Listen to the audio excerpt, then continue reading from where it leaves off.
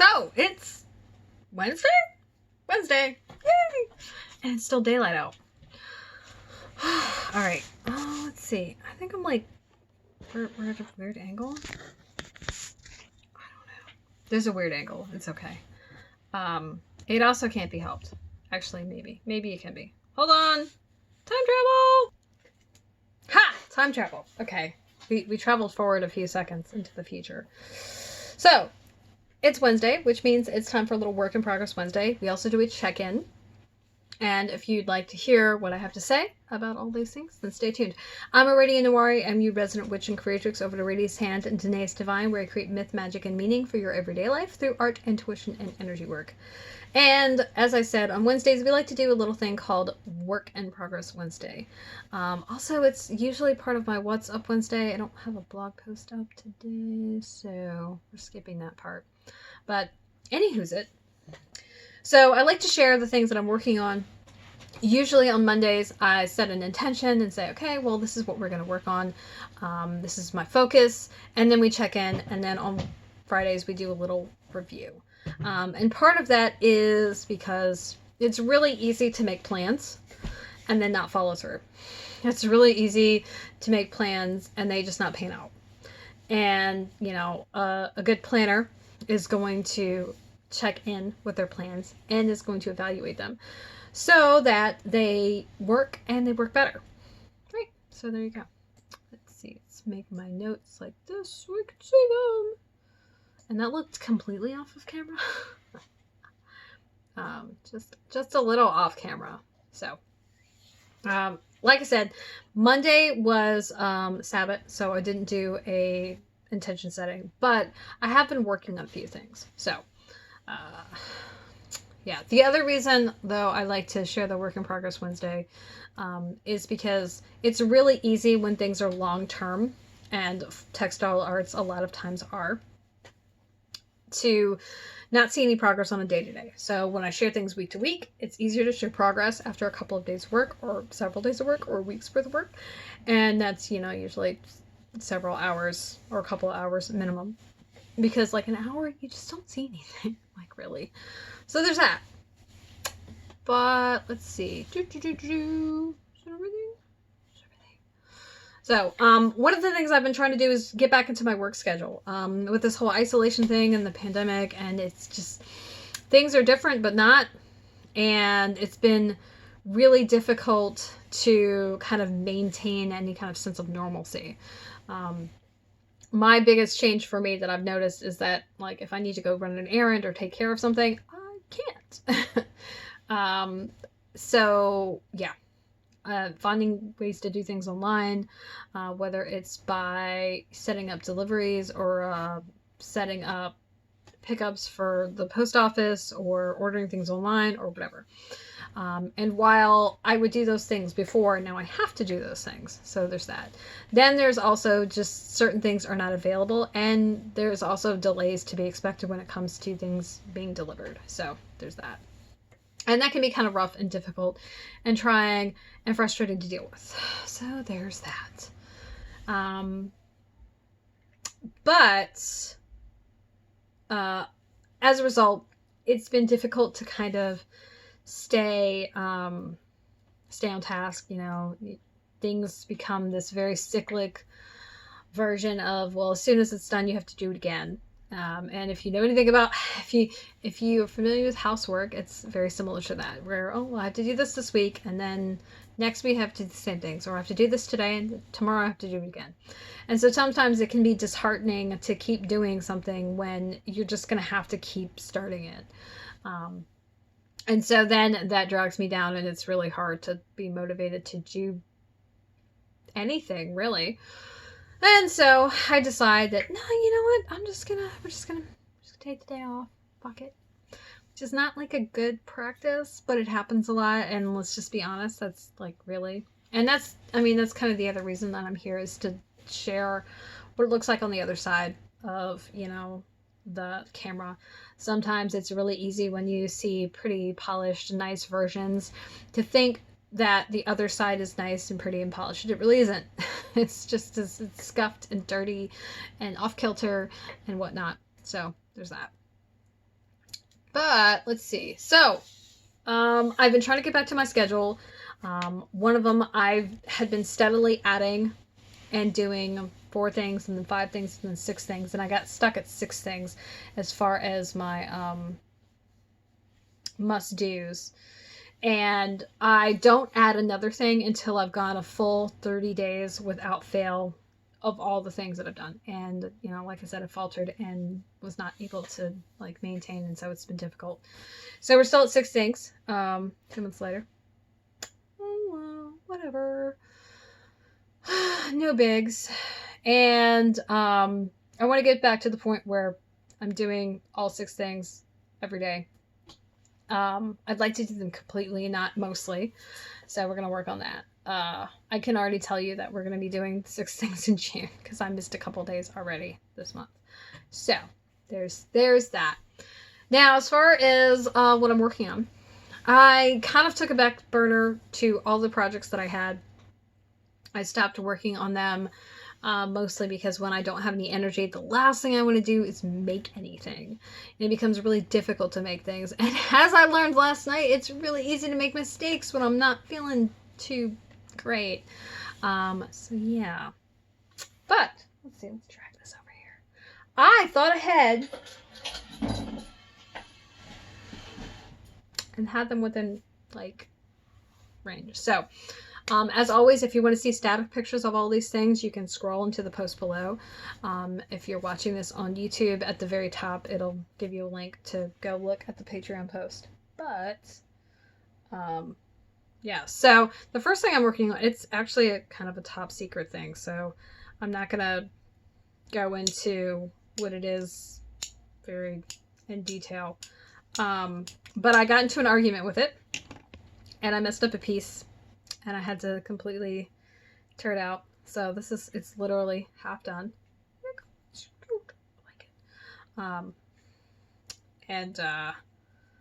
Yeah, I'm mad about it. I'm mad about it that I messed it up. But you know, shit happens. Yeah, I've got to make, this is half of it, and I've got to make the other half of it. And what I started is I got to the point and I forgot to join the last 2 together. And I pulled it tight enough that it was like, oh yeah, no, you're not going to do this. I was like, oh, okay. And I tried to fix it. I tried to salvage it. It didn't work out. So I lost.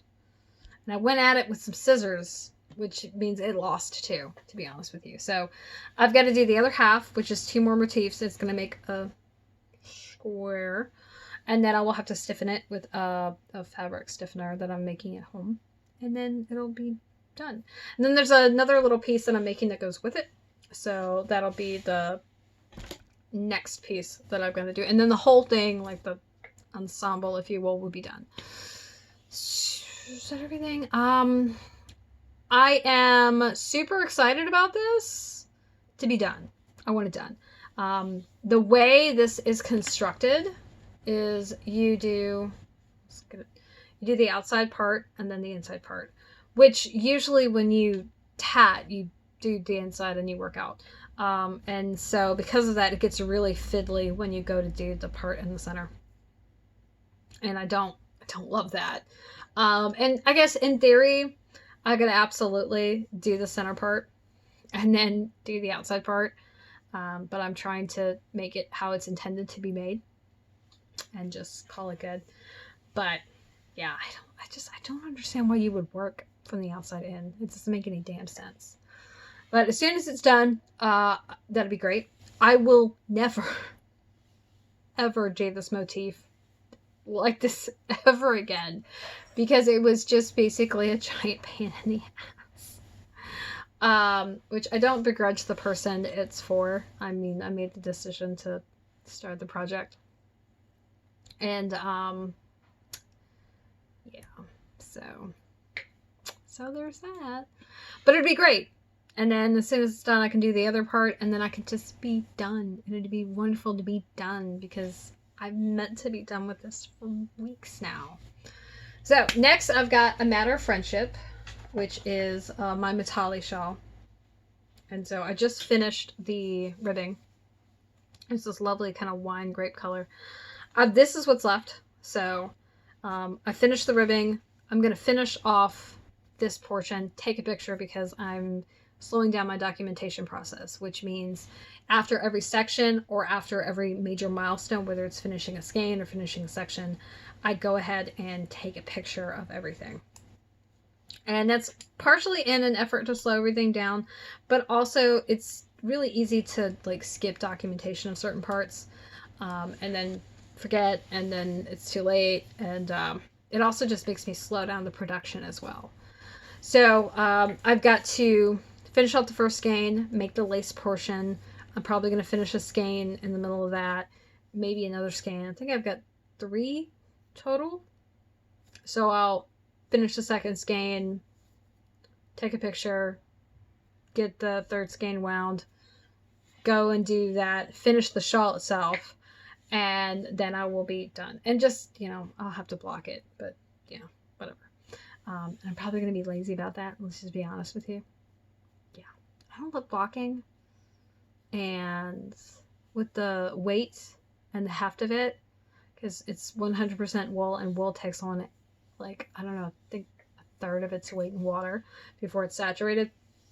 It'll get plenty stretched out over the years, so I don't want to stretch it too much. I want to stretch it just enough for the lace to kind of blossom and bloom out so you can see it. But it's a really dense lace, so it's not like super airy anyway. And then I'm really excited to be making this. I've had it on my queue for a while. I needed to find just the right recipient for it to go to, and I did. And so I've been working on this, and I'm just like thrilled to get it done. I want it done. I want it out of my house.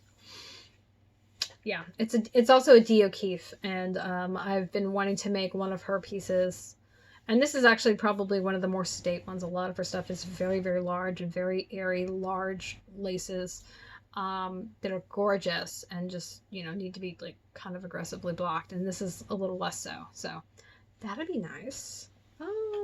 Let's see what's next. Oh, this one. So this is Them Bones. Also another lace shawl. That the Matali is Crescent. This is the name of the pattern is called the Boneyard, and I did a little bit of an edit. So if you see the holes down the center, they're not every single row, they're every other row, and they're catty cornered with the ones on the side. Now obviously you can't see that without me telling you. But this is also another gift. I'm still in the first skein. I think I've got 3 or 4 skeins of this for this one too. So that really is just, the shawl is steadily growing. So what's going to happen is I'm going to finish the first skein, take a picture. Then the next skein, take a picture. And the last skein, take a picture.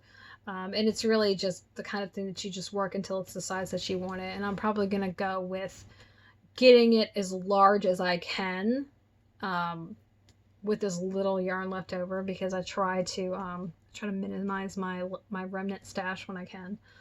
I do have a couple of pictures at the beginning, so like the first ridge repeat, I think, and maybe the 3rd or 4th second, at least the first one, maybe the second and the third, just so you could really see it, because at first, you know, the ridge repeats, I don't know, I think it's like 20 rows in.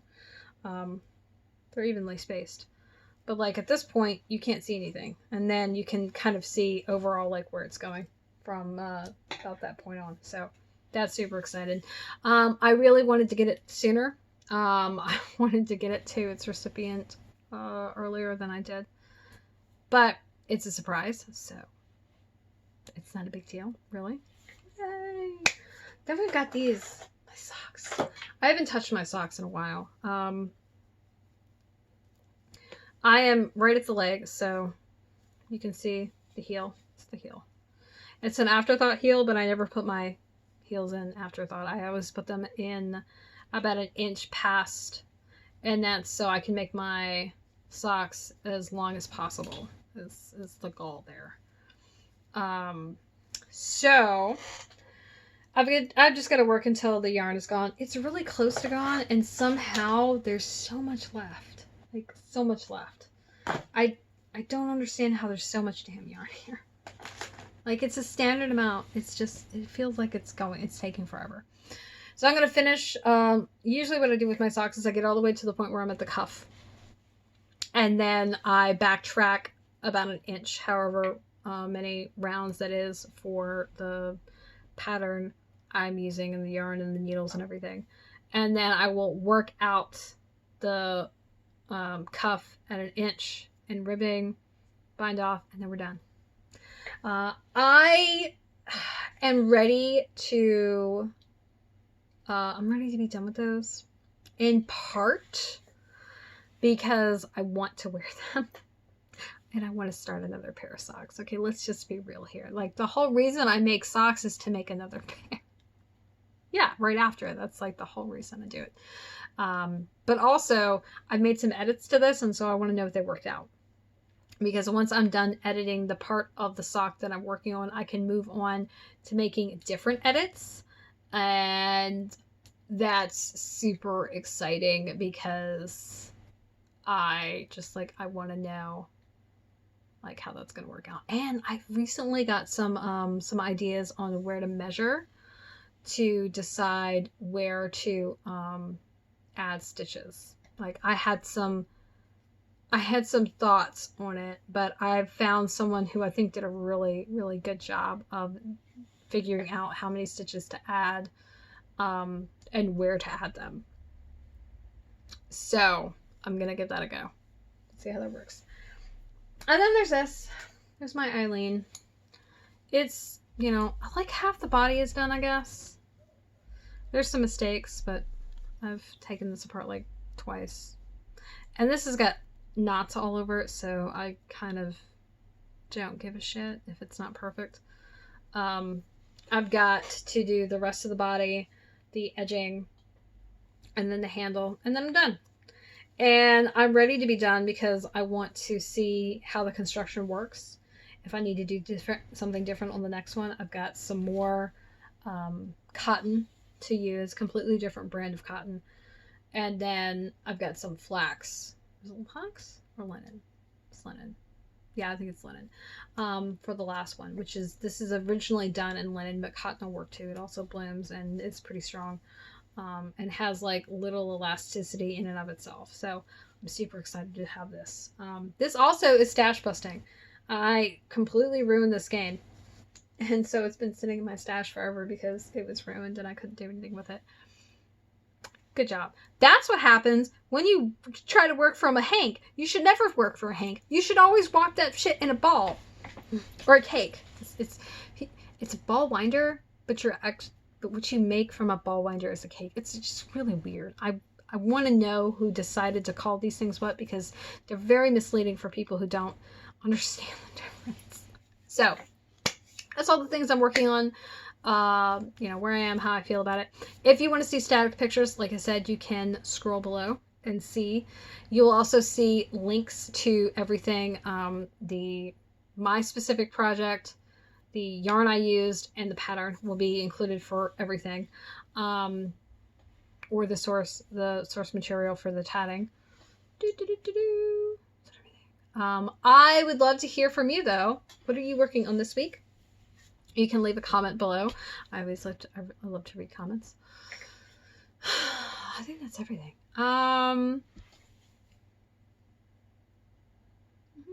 So if you're watching this on YouTube, you want to see the pictures, you can go ahead and hit the link at the very top and that'll send you over to Patreon. This is one of my public posts, so you'll be able to view it.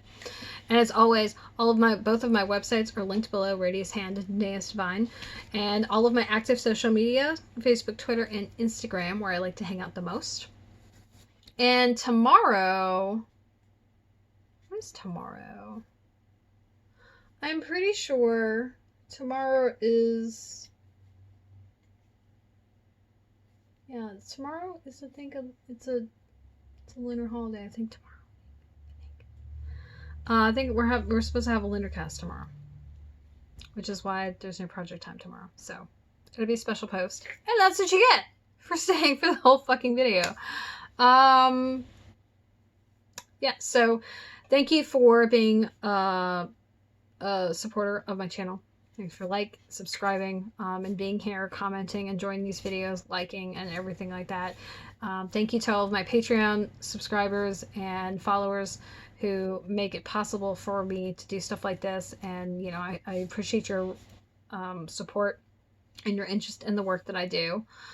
And if you're on YouTube watching this, consider coming over to Patreon and becoming a patron. I have various rewards on top of getting access to all of these videos. I do more stuff and some pretty swanky stuff, so you can head over there.